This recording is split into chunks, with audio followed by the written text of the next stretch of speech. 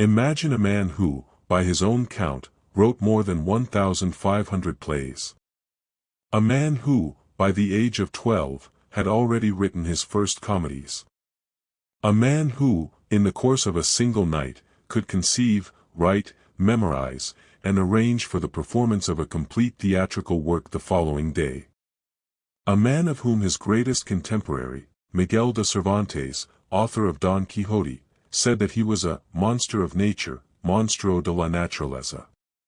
Whether Cervantes meant it as a compliment or as an insult was never entirely clear. But the phrase stuck. That man was Lope Félix de Vega Carpio, Lope de Vega, born in Madrid in 1562, died in Madrid in 1635, and in between those two dates one of the most prodigiously active human beings who ever lived. He was a soldier and a priest, a courtier and a convict, a mystic and a libertine, an enemy of artistic elitism who could not quite resist becoming artistic himself. He was a man who lived by passion, who wrote, loved, prayed, sinned, repented, and sinned again with an energy that exhausted everyone around him and produced a body of work so vast that no single human being has ever read all of it. He was the creator of Spanish national theater. The man who invented the Comedia Nueva, the new comedy that defined Spanish dramatic writing for more than a century, that influenced theater across Europe, that gave Spain its theatrical identity as surely as Shakespeare gave England its own. And he was, in the most precise sense possible, the voice of a people, not the educated elite, not the aristocratic court, but the crowd in a theater courtyard, the people of Madrid and Seville who came every afternoon to be moved and entertained and confirmed in their identity as Spaniards. This is his story.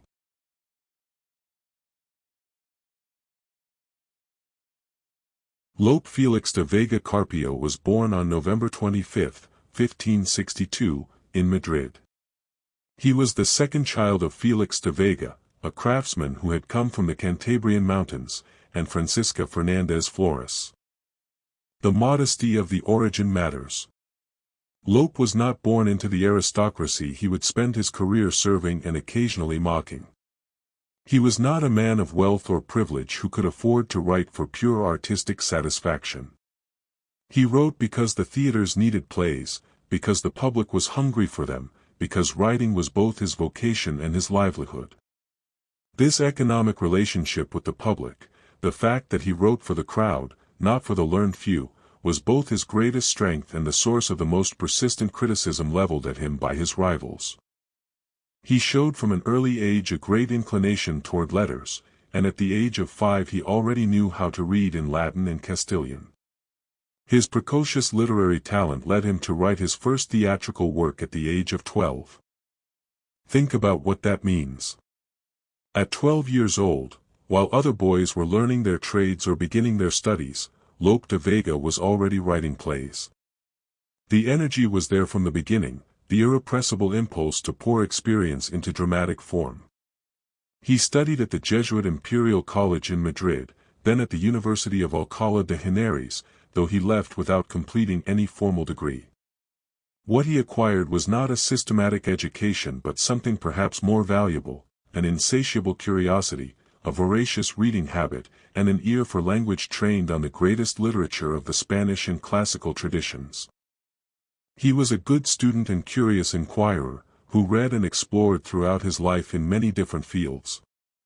He read everything: the Bible, the hagiographies, the chronicles of antiquity, the Italian novels of Boccaccio and Ariosto, the medieval romances of chivalry, the Greek and Latin poets. All of this would pour into his plays, in a torrent, with no particularly systematic organization, with the magnificent incoherence of a man who had absorbed more than any single consciousness could properly order.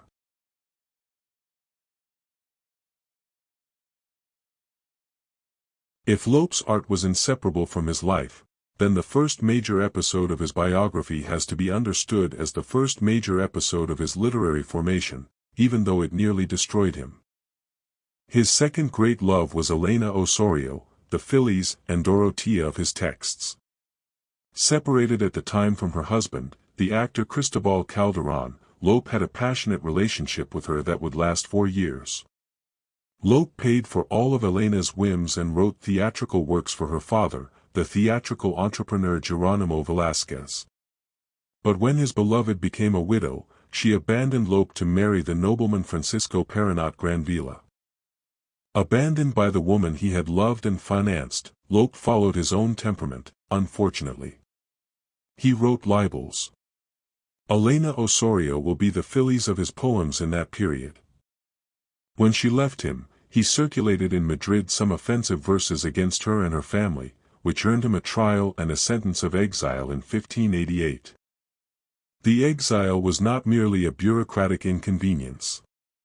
It was a genuine rupture with the world he had known, a sentence of 8 years' banishment from the court, and 2 years from the kingdom of Castile altogether. His amorous troubles led him to be exiled for 8 years from the court and 2 from the kingdom of Castile. He married in 1588 with Isabel de Alderete y Urbina. On May 29 of the same year he tried to resume his military career by enlisting in the Great Armada, aboard the galleon San Juan. There is something thoroughly Lopian about this sequence of events. Rejected by his mistress, prosecuted by her family, sentenced to exile, he married another woman, apparently abducting her, or at least violating the terms of his exile to be near the ceremony, and then enlisted in the greatest military adventure of the Spanish century, the Invincible Armada, the fleet Philip II sent against England in 1588. The Armada, as everyone knows, was a catastrophe. He settled in Valencia, where he became acquainted with the writers of the flourishing literary life of that city. He survived the storm and the English fire and the humiliation. He returned to Spanish soil, went to Valencia during his years of exile, and, characteristically, immediately began writing plays. The theatrical community of Valencia was vibrant, connected to the Italian comic tradition, and enormously receptive to Lope's talent. He produced at a furious rate, building the reputation that would eventually secure him permission to return to Madrid. His wife Isabel died in 1594.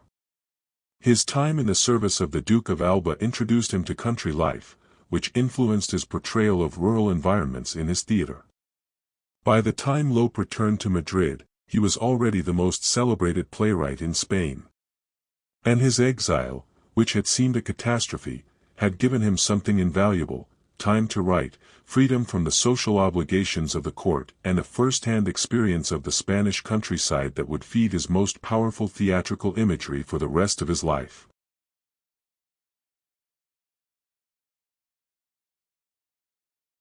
What Lope did to Spanish theater was not merely a matter of productivity. It was a structural revolution, a deliberate, theorized transformation of what drama could be and who it was for. In 1609, he read before the Academy of Madrid a short poem of 389 lines that he called the Arte Nuevo de hacer comedias en este tiempo, the new art of writing comedies in this time.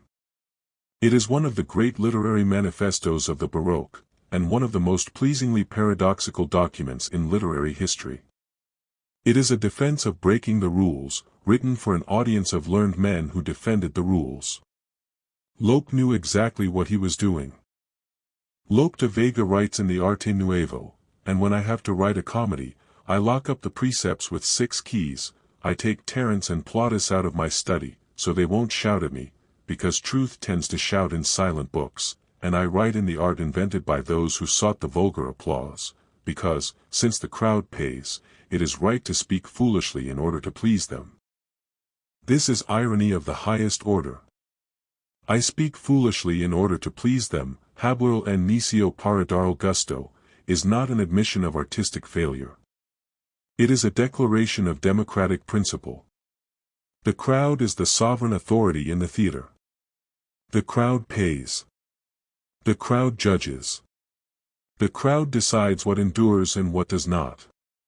And the crowd is not foolish, it has the infallible taste of the collective, which sees through pretension and responds to truth.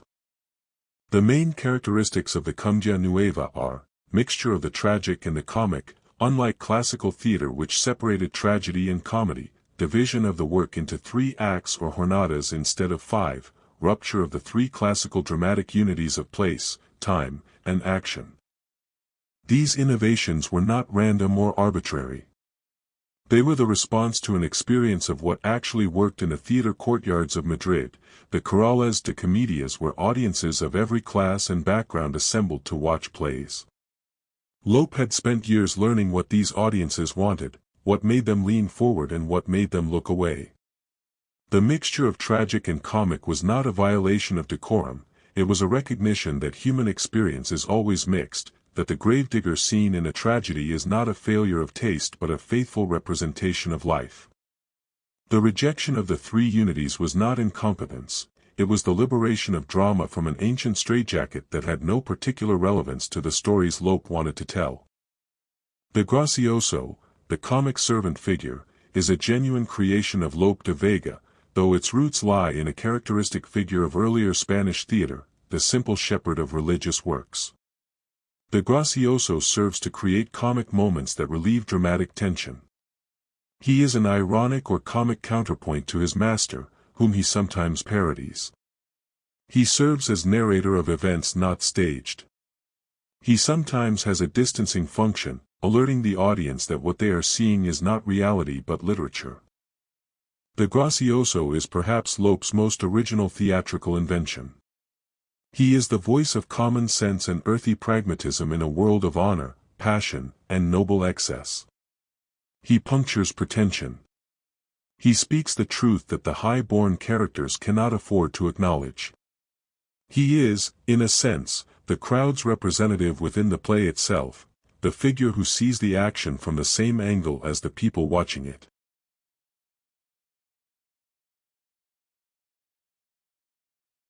How does a human being write 1,500 plays? The question is not rhetorical. It is genuinely difficult to comprehend, and the best way to approach it is to understand that Lope did not write like Gustave Flaubert or Stéphane Mallarmé, torturing a single sentence for days, agonizing over every syllable. He improvised. He composed at speed, in the heat of inspiration, following the natural momentum of a story once it had seized him. Lope declared to have written 1,500 dramatic pieces, 426 comedies attributed to him are preserved, of which only 314 are certain, and 42 religious autos sacramentales. The gap between the 1,500 he claimed and the 300-odd that survive with certainty tells us something important about the nature of theatrical production in 17th-century Spain. Plays were consumable. They were written for immediate performance, not for posterity. Many were never printed. Many that were printed in corrupt editions, sometimes without Lope's knowledge or oversight. He wrote them and released them into the world and moved on. He did not brood over them as finished objects. What remains is staggering in its variety.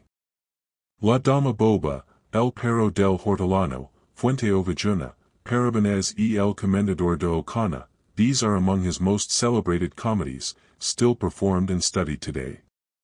But the range extends far further: biblical dramas, saints' plays, historical chronicles, comedies of manners, tragicomedies, pastoral plays, plays drawn from Italian novelli, from French history, from Flemish chronicles, from the legends of medieval Castile, from the mythology of classical antiquity, from the chronicles of the New World.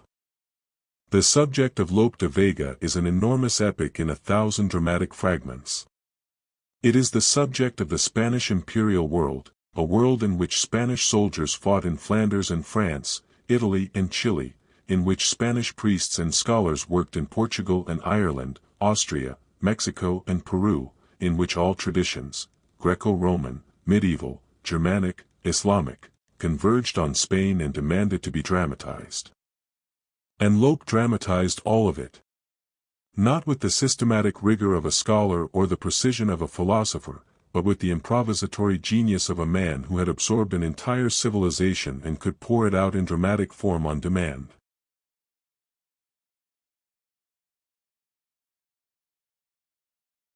Among all of Lope's plays, one stands out not just as a theatrical achievement but as the crystallization of something essential about what his theater was and what it meant. Fuente Ovejuna, Sheep Well, is based on a historical event that occurred in 1476 in a Cordoban village. The commander of the Order of Calatrava, Fernan Gómez de Guzmán, had terrorized the village, abusing its women, crushing its dignity, treating its inhabitants as objects of his personal power. The villagers rose up and killed him. And then, when the royal judge arrived and began to investigate, he tortured the villagers one by one to find out who had struck the blow. And each of them, man, woman, child, gave the same answer. Quien mató al comendador? Fuente Ovejuna, señor. Who killed the commander? Fuente Ovejuna, my lord. The entire village. Not a person. The community itself. Collective dignity, collective responsibility, collective defiance. In the last scenes the judge tells the king that he has gone to Fuente Ovejuna but has been unable to find out who killed the commander, since everyone in the village answers, Fuente Ovejuna, my lord. The king, hearing the various accounts of why they did it, and since royal justice prevails, decides not to kill anyone. There is a democratic radicalism in this play that sits in fascinating tension with Lope's simultaneous reverence for the monarchy and the Catholic faith. The king is good, in Lope's vision, it is the corrupt commander who is the enemy. The people do not rebel against the legitimate order, they rebel against its corruption. But the rebellion itself, the image of an entire community standing together against power, answering with one voice, carries a charge that transcends any specific historical or ideological interpretation. It is one of the permanent images of popular dignity in European theater. The Soviets produced it extensively in the 20th century, reading it as a play about collective resistance. The Spanish Republicans staged it during the Civil War. And none of these readings are wrong, because the image of Fuente Ovejuna answering with one voice belongs to everyone who has ever faced the question of what an entire community owes to its own dignity.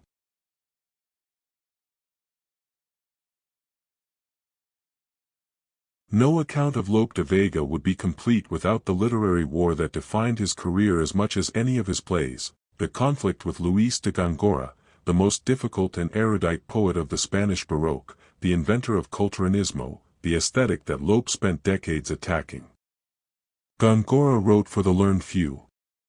His great poems, the Soledades, the Fábula de Polifemo y Galatea, are deliberate constructions of obscurity, Latinate syntax, arcane mythological references, images folded inside images, a language so elevated and so far from ordinary speech that only a reader with an exceptional classical education could follow it. Góngora did not write for the crowd. He wrote against the crowd, against the vulgarity of popular taste, against the commercial theater that Lope had made his kingdom. Lope detested Góngorism as a theory. He opposed it in polemic after polemic, in satirical verses, in the Dorotea and in dozens of other texts. He positioned himself as the champion of the popular, the clear, the emotionally direct against the learned, the obscure, the artificially elevated. He was, in this regard, entirely sincere, his temperament genuinely preferred the immediate impact of popular verse to the labored elegance of the culturanistas. But as an improviser who wrote at the speed of inspiration, he could not avoid being contaminated by the literary fashion of his time. Authentically Góngoristic verses appear throughout his work. He theorized against Góngorism and then, in the heat of composition, fell into it, because it was in the air, because it was the language of his literary moment, because even a genius of spontaneity cannot entirely escape the pressures of his epoch. This is not hypocrisy. It is the condition of the popular artist working within a culture. He absorbs what is around him even when he consciously rejects it. Lope was not, and could not be, a poet like Góngora. His greatness was not in the elaborated construction but in the sincere emotion, in the simple devotion of his religious verse, in the direct passion of his erotic poetry, in the bitter wit of his polemical attacks.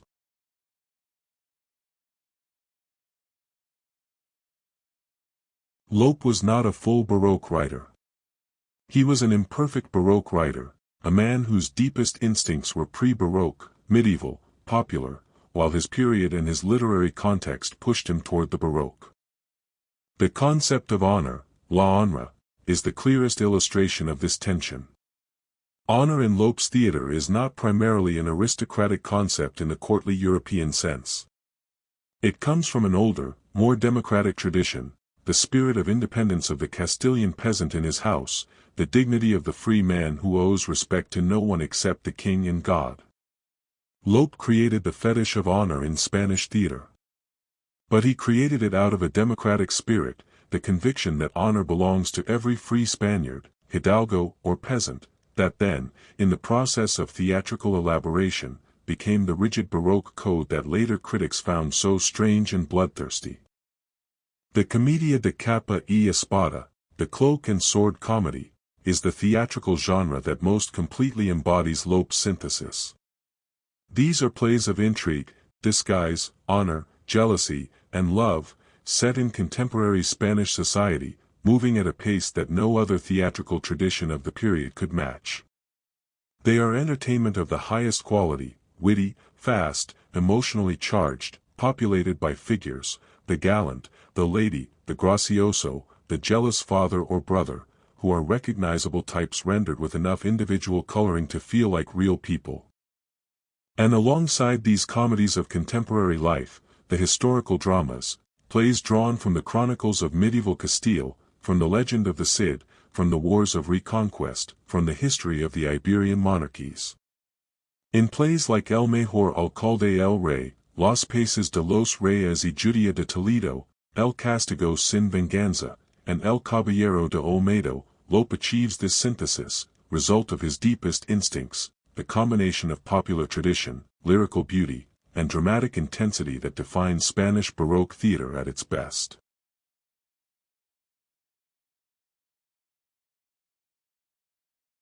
By 1612, Lope de Vega was at the peak of his fame, the most celebrated writer in Spain, the author of hundreds of plays that packed the Corrales de Comedias every afternoon. And then, within a single year, two of the people he loved most died.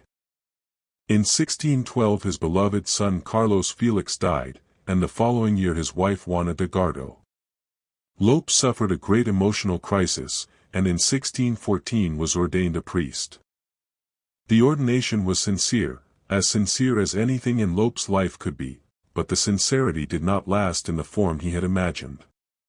He did so genuinely, but probably without having reflected sufficiently on what this represented. The newly ordained priest's celibacy did not last long, and women continued to be part of his life. In 1616, Lope fell in love with a young woman of 26 who had been married against her will at the age of 13 to a merchant. Her name was Marta de Navarres, the Amaryllis and Marcia Leonarda of his verses, his last great love. The relationship was scandalous by any standard, a priest in an adulterous relationship with a married woman, openly acknowledged, celebrated in his published verse. But Lope did not conceal it.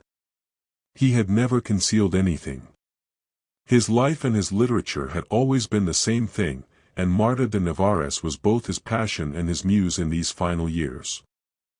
The last years of Lope de Vega were marked by his companion Marta de Navarres going blind, his daughter Marcela entering the convent of the Trinitarians, and Marta's death in 1632. Then, in 1634, his son Lope Félix, the child of his relationship with the actress Micaela de Luján, drowned off the coast of Venezuela. And his daughter Antonia Clara, born of his relationship with Marta, eloped with a noble, taking jewelry and money. The death of his son Lope Félix and the flight of Antonia Clara filled him with sadness, and on August 27, 1635, he died in Madrid. The death of their great poet moved the people of Madrid, who came en masse to his funeral. He was 72 years old. He had written, by his own count, 1,500 plays. He had been twice married, had fathered at least 17 children by various women, had been exiled from the court, had enlisted in the Invincible Armada, had served as secretary to several great nobles, had been ordained a priest, and had never, not for a single day of his adult life, stopped writing.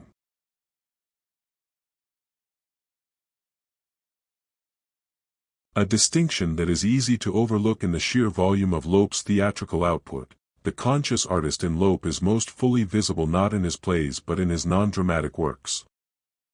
La Dorothea, published in 1632 when Lope was nearly 70, is the work in which this conscious artistry is most fully displayed.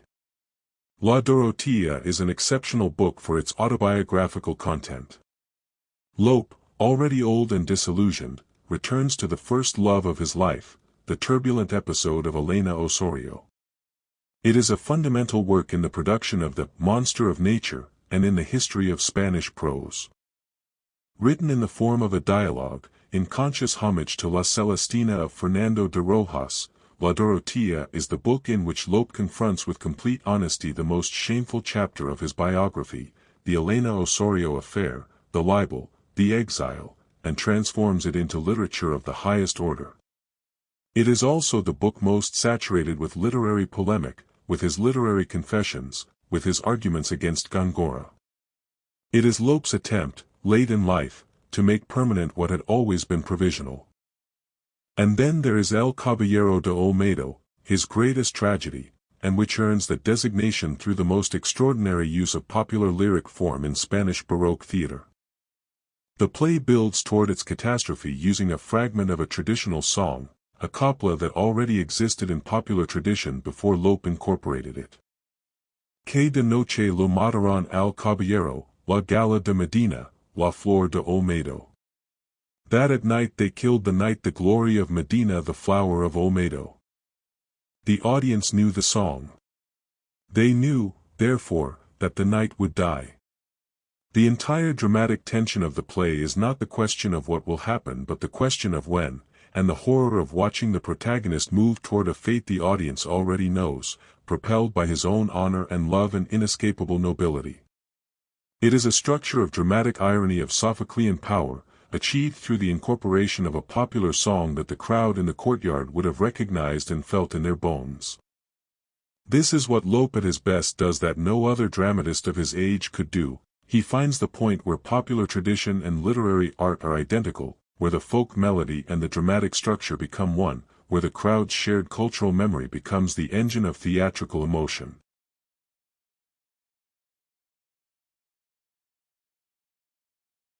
Lope de Vega was a Baroque writer, but an imperfect one. His work is not entirely Baroque. But his personality always was. What does this mean? The Baroque, as a cultural and aesthetic tendency, involves a particular relationship to the world, the sense of illusion, of instability, of the theatrical nature of reality itself.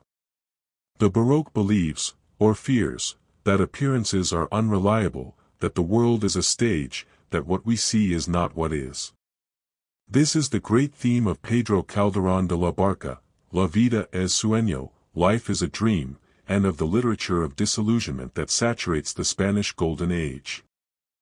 Lope reaches this world, his theater produces the impression of a completely unreal, illusory world, but he reaches it accidentally, through the sheer accumulation of improbabilities and improvisations, not through a systematic philosophical vision.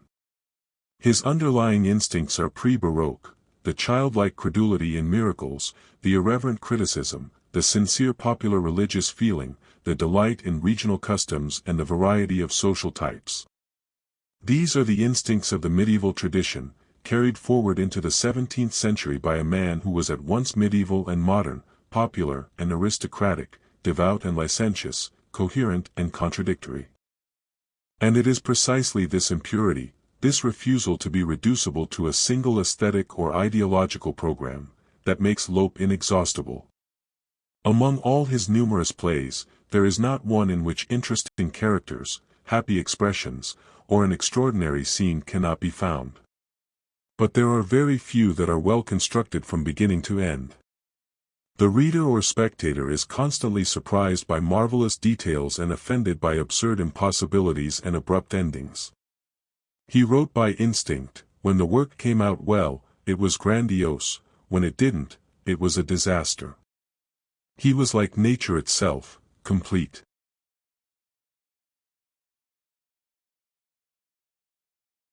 As said, Lope de Vega died on August 27, 1635, in Madrid. The procession filled the streets. Poets from across Spain composed elegies. The man who had given his people their theater was given, at the end, the farewell of the crowd he had always ridden for. His plays have never left the Spanish stage.